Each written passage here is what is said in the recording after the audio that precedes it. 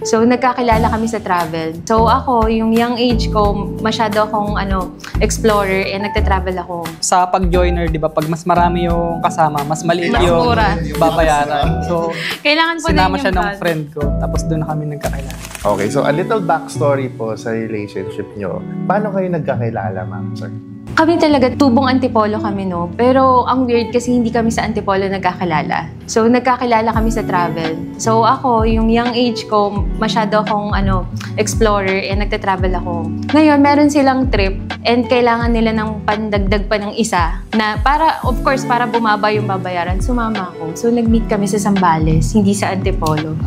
Sa ano pa talaga? Sa travel destination, no? Sa travel. Yung group kasi namin kulang. Sa pag-joiner, di ba, pag mas marami yung kasama, mas maliit yung babayaran. So, kailangan po sinama siya ng friend ko, tapos doon na kami nagkakilala.